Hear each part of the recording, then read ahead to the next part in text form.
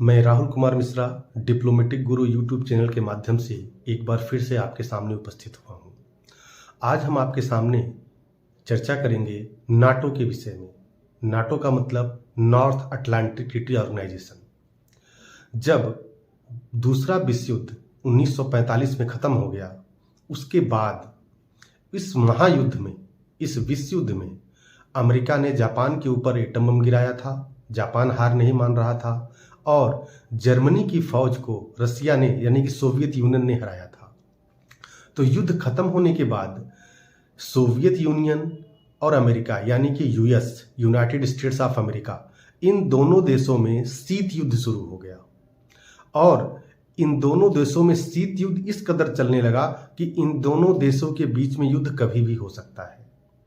तो इस युद्ध से बचने के लिए या सोवियत यूनियन को हराने के लिए यूनाइटेड स्टेट्स ऑफ अमेरिका ने कुछ यूरोपीय देशों की सहायता से नाटो बनाया 1949 में, नॉर्थ अटलांटिक ट्रीटी ऑर्गेनाइजेशन, जिसमें उस समय कुल 9 देश थे, जिसमें ब्रिटेन, फ्रांस और यूएस था, कनाडा था। ये सारे देश इसमें आते थे। ये अगर युद्ध होता सोवियत यूनियन से तो ये 9 देश मिल करके सोवियत यूनियन से युद्ध करते। लेकिन शीत युद्ध चलता चला गया और नाटो की पावर बढ़ती चली गई। नाटो ने सोवियत यूनियन को लगभग हर जगह से घेर लिया। और जब 1990 में सोवियत यूनियन टूट गया, मतलब कई देशों में बंट गया, सोवियत यूनियन रसिया हो गया, उस समय पर जो है धीरे धीरे जो देश सोवियत यूनियन से टूटे थे वे भी जो है नाटो में शामिल होने लगे। और जैसा कि अभी हम हाल में देख रहे हैं, यूक्रेन नाटो ज्वाइन करना चाहता था और फिनलैंड ने अभी अभी नाटो ज्वाइन किया है। और तो अब इन देशों की संख्या कुल 29 हो गई है और 4 ऐसे देश हैं जो नाटो को ज्वाइन करना चाहते हैं।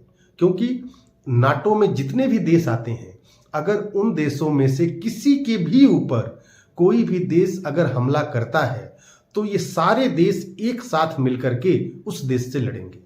यह दुनिया का, पूरे विश्व का सबसे बड़ा मिलिट्री ऑर्गेनाइजेशन का देश है।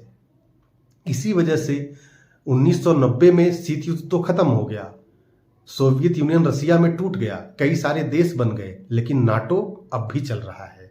क्योंकि कहीं ना कहीं अब भी अमेरिका इसका प्रयोग रसिया के लिए कर रहा है और चाइना के लिए भी कर रहा है। क्योंकि आज की डेट में रसिया बहुत कमजोर हो चुका है, वहां पर इस तरह से चाइना की शक्ति बढ़ रही है। क्योंकि चाइना में जो प्रोडक्शन है, जो मैन्युफैक्चरिंग यूनिट है, वो सबसे ज्यादा है। और कहीं ना कहीं से इसी वजह से अमेरिका को चाइना से बहुत ज्यादा कंपटीशन लेना पड़ रहा है।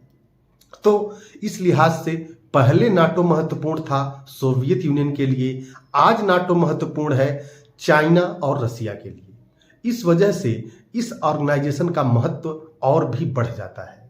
और साथ ही साथ नाटो एक प्रकार का ऐसा सैन्य संगठन है जो कि पूरे दुनिया को एकदम से बांध करके रखे हुए है कि अगर कोई देश किसी भी नाटो वाले देश के सदस्य पर अगर अटैक करते हैं तो उन्हें नाटो की पूरी आर्मी और फोर्स से लड़ना पड़ेगा।